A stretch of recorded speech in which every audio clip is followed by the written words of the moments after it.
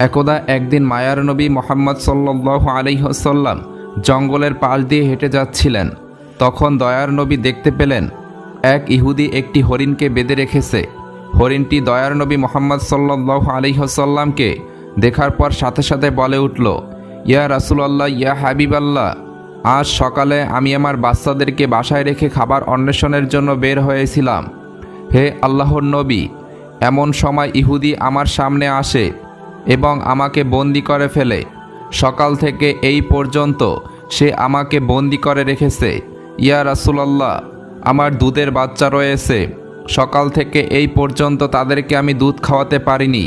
হয়তোবা তারা আমাকে না পেয়ে অনেক অস্থির হয়ে পড়েছে এবং তাদের গলা দুধ না খাওয়ার কারণে শুকিয়ে গিয়েছে। হে আল্লাহর নবী, ওগো আল্লাহর হাবিব, আমি শেষবারের মতো আমার বাচ্চাদের সাথে একবার সাক্ষাৎ করতে চাই। দয়া করে আপনি এর একটা ব্যবস্থা করে দিন। হরিণের এই আর্জি শুনে দয়ার নবী হজরত মুহাম্মদ সাল্লাল্লাহু আলাইহি ওয়াসাল্লামের অন্তর কেঁদে উঠল। তখন নবীজি ইহুদিকে বললেন, হে ইহুদি, তুমি কেন এই হরিণকে আটকে রেখেছো? তখন ইহুদি বলল, আমি হরিণকে শিকার করেছি, আর জঙ্গলের প্রাণী শিকার করা তো বৈধ, তাই আমি হরিণকে আটকে রেখেছি। তখন হজরত মুহাম্মদ সাল্লাল্লাহু আলাইহি ওয়াসাল্লাম বললেন, হে ইহুদি, তুমি কি দেখতে পাচ্ছ না এটা একটি মা হরিণ এবং তার স্তনে দুধে পরিপূর্ণ হয়ে রয়েছে। সে তার বাচ্চাদেরকে দুধ না খাওয়ার কারণে তার বাচ্চারা অনেক কষ্ট পাচ্ছে। তুমি তাকে ছেড়ে দাও। তখন ইহুদি বলল, আমি এত কষ্ট করে তাকে শিকার করেছি, আর তোমার কথা মতো আমি তাকে ছেড়ে দেব? তখন দয়ার নবী বিশ্বনবী ওই ইহুদিকে বললেন, তুমি তাকে ছেড়ে দাও। সে শেষবারের মতো তার সন্তানদের সাথে দেখা করতে চায়। তার সন্তানদের সাথে দেখা করে এবং তাদেরকে দুধ পান করিয়ে সে আবার তোমার কাছে ফিরে আসবে। বিশ্বনবীর এই কথা শুনে ইহুদি বলল, বনের হরিণ কি আপনার বাপদাদার সম্পদ যে তাকে একবার ছেড়ে দিলে সে আবার ফিরে আসবে? শিকার করা প্রাণী আজ পর্যন্ত ফিরে এসেছে, এর কি কোনো নজির আছে? হজরত মুহাম্মদ সাল্লাল্লাহু আলাইহি ওয়াসাল্লাম যখন দেখলেন ইহুদি কোনোভাবেই হরিণটি ছেড়ে দেওয়ার জন্য রাজি হচ্ছে না, তখন দয়ারা নবী ইহুদিকে বললেন, হে ইহুদি, তুমি হরিণটিকে ছেড়ে দাও। তার বিনিময়ে তুমি আমাকে বেঁধে রাখো। হরিণ যদি না আসে তাহলে তুমি আমাকে সারা জীবন বেঁধে রাখবে। তখন ইহুদি বলল, তাহলে সেই কথাই রইল, আমি হরিণটিকে ছেড়ে দিচ্ছি, বিনিময়ে তোমাকে বেঁধে রাখছি। হরিণ যদি ফিরে না আসে তাহলে তোমাকে সারা জীবন মুক্তিদান করব না। অতঃপর ইহুদি হরিণটিকে ছেড়ে দিল এবং দয়ারা নবী মুহাম্মদ সাল্লাল্লাহু আলাইহি ওয়াসাল্লামকে বেঁধে রাখল। এরপর তাড়াহুড়া করে হরিণটি বনের মধ্যে হারিয়ে গেল। তখন ইহুদি মনে মনে ভাবতে লাগলো, হরিণটি আর কোনোদিন ফিরে আসবে না, আর এই লোকটাকে আমি সারা জীবন বেঁধে রাখব। এই লোকটির চেয়ে বোকা মানুষ এই পৃথিবীতে আর কেউ নেই। একটা বনের হরিণের জন্য যে নিজের জীবনকে বিপদে ফেলল। বনের হরিণ দৌড়াতে দৌড়াতে তার সন্তানদের কাছে এসে পৌঁছালো। তখন তার সন্তানেরা তাকে বলতে লাগলো, হে আম্মা জান, আজ সকাল থেকে আপনি কোথায় ছিলেন? আমরা আপনার জন্য অপেক্ষা করতে করতে ক্লান্ত হয়ে পড়েছি। আমরা আপনার দুধ পান করতে না পেরে আমাদের গলা শুকিয়ে গিয়েছে। তখন মা হরিণ তার সন্তানদেরকে বলল, ও আমার সন্তানেরা, তোমরা জীবনের শেষবারের মতো আমার সাথে দেখা করে নাও এবং আমার দুধ পান করে নাও, আর জীবনে তোমাদের সাথে হয়তোবা দেখা নাও হতে পারে। তখন হরিণের সন্তানেরা তাকে বলল, আম্মা জান, কেন আপনি এমন কথা বলছেন? কেন জীবনে আর আপনার সাথে দেখা হবে না? মা হরিণ তাদেরকে বলল, ওহে বৎসরা, তোমরা তাড়াতাড়ি করে আমার দুধ পান করো। আজ সকালে যখন আমি খাবার অন্বেষণের জন্য বের হয়েছিলাম তখন এক ইহুদি আমাকে বন্দি করে ফেলেছিল। অতঃপর মায়ার নবী হজরত মুহাম্মদ সাল্লাল্লাহু আলাইহি ওয়াসাল্লাম সেই পথ দিয়ে যাচ্ছিলেন।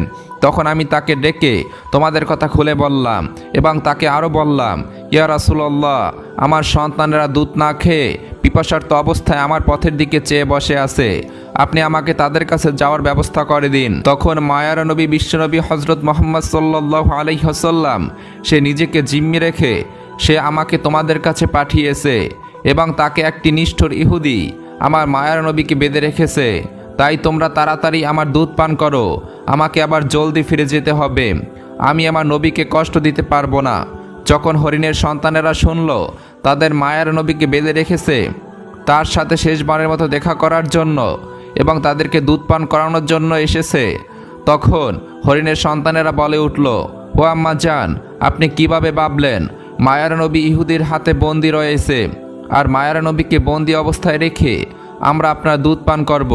আপনি চলুন, আমরাও আপনার সাথে যাব। দয়ার নবী হজরত মুহাম্মদ সাল্লাল্লাহু আলাইহি ওয়াসাল্লামের কোনো কষ্ট আমরা সহ্য করতে পারবো না।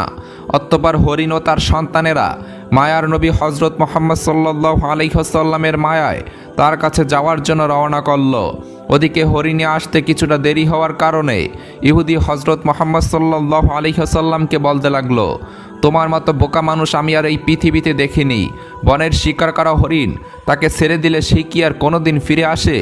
আর একটা বনের হরিণের জন্য তুমি নিজেকে আমার কাছে বন্ধক রেখেছো। কিয়ামত পর্যন্ত এই হরিণ আর ফিরে আসবে না, আর কিয়ামত পর্যন্ত তুমি আমার কাছ থেকে ছাড়া পাবে না। তখন দয়ার নবী বিশ্বনবী হজরত মুহাম্মদ সাল্লাল্লাহু আলাইহি ওয়াসাল্লাম ইহুদির এই কথা শুনে বললেন, ওহে ইহুদি, তুমি একটু ধৈর্য ধারণ করো, হরিণ অবশ্যই আমার মায়ায় তোমার কাছে ফিরে আসবে। হজরত মুহাম্মদ সাল্লাল্লাহু আলাইহি ওয়াসাল্লামের এই কথা শুনে ইহুদি বলল, হে মুহাম্মদ, তোমার এই আলিপ কল্পনা ছেড়ে দাও। আমি দৃঢ় বিশ্বাসের সাথে বলছি, কিয়ামতের আগ পর্যন্ত হরিণ আর ফিরে আসবে না। এইভাবে কিছুটা সময় কেটে গেল, আর ইহুদি মনে মনে ভাবতে লাগলো, মুহাম্মদকে আটকে রেখে বড় রকমের একটি অর্থ তার সঙ্গীদের কাছ থেকে আমি উসুল করে নিতে পারবো। বনের হরিণ সে কি জীবনে মায়ার ফিরে আসে? এই লোকটা একটি বেকুব ছাড়া আর কিছুই নয়। এইভাবে আরও কিছু সময় অতিবাহিত হওয়ার পর ইহুদি দেখল বনের সেই হরিণ আসতেছে, আর হরিণের সাথে তার সন্তানেরাও ফিরে এসেছে। এই দৃশ্য দেখে ইহুদি অত্যন্ত অবাক হয়ে গেল। তখন দয়ার নবী বিশ্বনবী হজরত মুহাম্মদ সাল্লাল্লাহু আলাইহি ওয়াসাল্লাম হরিণকে জিজ্ঞাসা করলেন, ওহে হরিণ, তুমি তোমার সন্তানদেরকে কেন নিয়ে এসেছো? কথা তো ছিল তুমি একাই ফিরে আসবে। তখন মা হরিণ বলল, ইয়া রাসূলুল্লাহ, আমি যখন আমার সন্তানদের কাছে ফিরে গিয়ে বললাম মায়ের নবী হজরত মুহাম্মদ সাল্লাল্লাহু আলাইহি ওয়াসাল্লামকে বন্দি রেখে তাকে জিম্মাদার রেখে আমাকে তোমাদের কাছে জীবনের শেষবারের মতো দেখা করার জন্য পাঠিয়েছে এবং জীবনের শেষবারের মতো দুগ্ধ পান করার জন্য পাঠিয়েছে, তখন আমার সন্তানেরা বলল, ওহে আম্মা জান, আপনি কিভাবে ভাবলেন আমার নবী হজরত মুহাম্মদ সাল্লাল্লাহু আলাইহি ওয়াসাল্লামকে বাদিয়ে রেখে আমরা আপনার দুধ পান করব? ইয়া রাসূলুল্লাহ, তখন আমার সন্তানেরা আমার সাথে রওনা করে চলে এসেছে। হে আল্লাহর নবী, আপনার সাথে বেয়াদবি করার জন্য আপনি আমাদেরকে ক্ষমা করে দিন। এতক্ষণ পর্যন্ত আমরা আপনাকে কষ্ট দিয়েছি। অতঃপর ইহুদিকে লক্ষ্য করে বিশ্বনবী বলতে লাগলেন, ওহে ইহুদি, এই নাও তোমার শিকার করা হরিণ ফিরে এসেছে। শুধু সে ফিরে আসেনি, ফিরে এসেছে তার সকল সন্তানগুলি। এখন তুমি তাদেরকে তোমার কাজে ব্যবহার করতে পারো। আর তুমি একথা মনে রাখো, আমি সত্য নবী। আমি শুধু মানুষের নবী নয়, আমি বন জঙ্গলের পশু পাখি এবং সমগ্র জাহানের নবী। উক্ত কথাগুলি বলে দয়ার নবী হজরত মুহাম্মদ সাল্লাল্লাহু আলাইহি ওয়াসাল্লাম চলে যেতে লাগলেন। তখন ইহুদি পিছন থেকে দয়ার নবীকে ডাক দিয়ে বললেন, ইয়া রাসূলুল্লাহ, ইয়া হাবিবাল্লাহ, বনের হরিণ যার মায়ায় ফিরে আসে, আমি বুঝতে পেরেছি তিনি আল্লাহর নবী ছাড়া আর কেউই নন। হে আল্লাহর রাসূল, আমাকে আপনি আপনার হাতে হাত রেখে কালেমা পড়িয়ে মুসলমান করিয়ে দিন। আর এই হরিণের আমার কোনো দরকার নেই। আপনি আমাকে আপনার চরণতলে রেখে আপনার গোলামি করার সুযোগ দিন।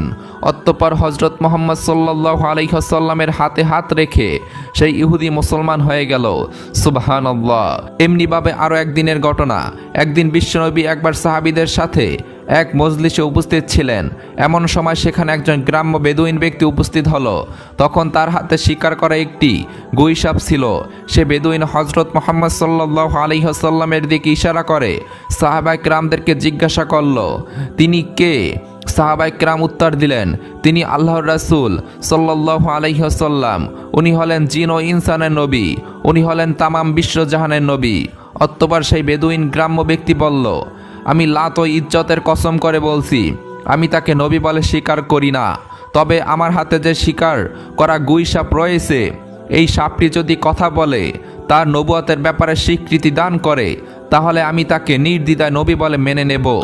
হে মুহাম্মদ, যতক্ষণ পর্যন্ত এই গুই সাপটি আপনার উপর ঈমান না আনবে, ততক্ষণ পর্যন্ত আমিও আপনার উপর ঈমান আনব না। তখন হজরত মুহাম্মদ সাল্লাল্লাহু আলাইহি ওয়াসাল্লাম বললেন, হে বেদুইন, তুমি সত্যি করে বলো তো, এই গুই সাপটি যদি তোমার কথা মতোই আমার উপর ঈমান আনে এবং আমার নবুয়তের উপর স্বীকৃতি প্রদান করে, তাহলে কি তুমি আমার প্রতি ঈমান আনবে? তখন বেদুইন ব্যক্তি জবাব দিল, যদি সত্যি এটি হয় তাহলে আমি নির্দ্বিধায় তোমাকে নবী বলে স্বীকার করে নেব এবং তোমার প্রতি ঈমান আনব। তখন আল্লাহ নবী হজরত মুহাম্মদ সাল্লাল্লাহু আলাইহি ওয়াসাল্লাম বেদুইনকে বললেন, তুমি এই সাপটিকে ছেড়ে দাও। রাসূল আকরাম সাল্লাল্লাহু আলাইহি ওয়াসাল্লামের আদেশ মতো সেই বেদুইন ব্যক্তি তার সাপটিকে ছেড়ে দিল।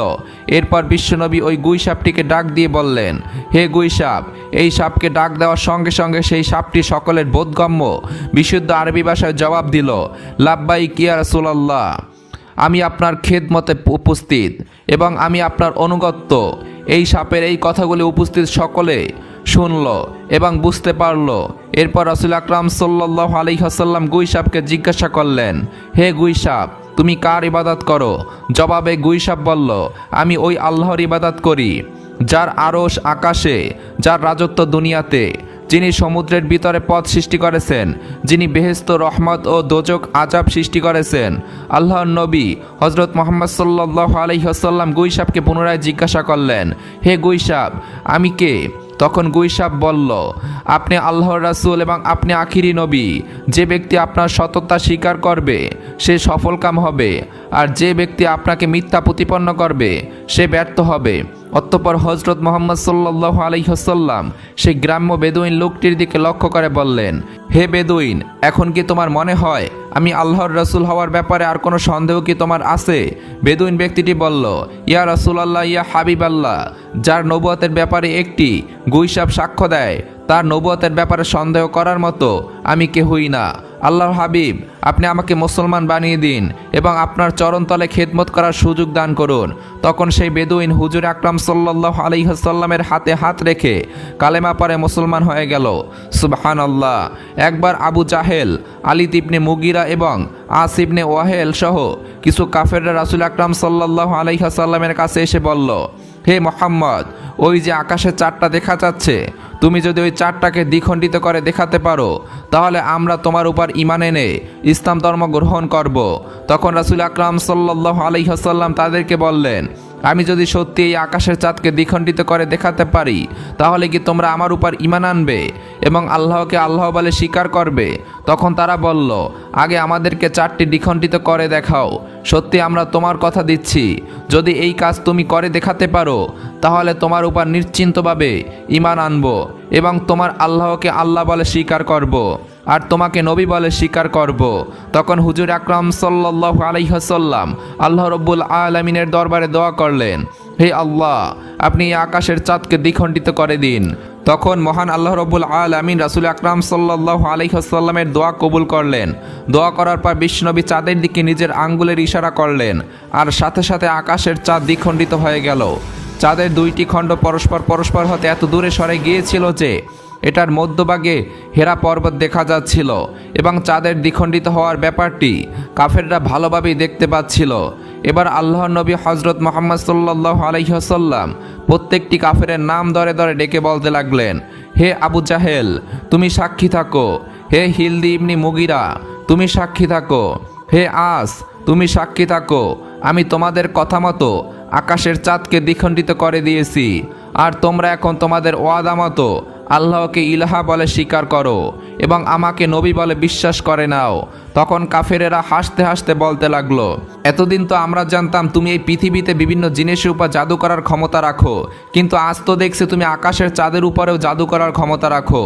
তোমার মতো এত বড় জাদুকর আমরা আর এই পৃথিবীতে কখনোই দেখিনি। আর তুমি এই কথাও জেনে রাখো, আমরা কোনো জাদুকরকে কখনোই নবী বলে স্বীকার করতে পারি না।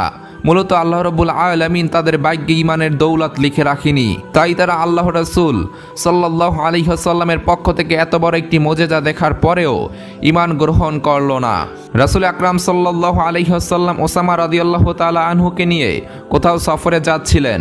ইতিমধ্যে হযরত মুহাম্মদ সাল্লাল্লাহু আলাইহি ওয়াসাল্লাম ওসামাকে বললেন, হে ওসামা, তুমি খুঁজে দেখো ইস্তেনজার জন্য কোনো জায়গা খুঁজে পাওয়া যায় কিনা। ওসামা রাদিয়াল্লাহু তাআলা আনহু নবী করিম সাল্লাল্লাহু আলাইহি ওয়াসাল্লামের নির্দেশ পেয়ে ইস্তেনজা করার জন্য জায়গা খুঁজতে লাগলেন, কিন্তু এই সৌদুর মরুভূমিতে তিনি কোনো জায়গায় খুঁজে পেলেন না।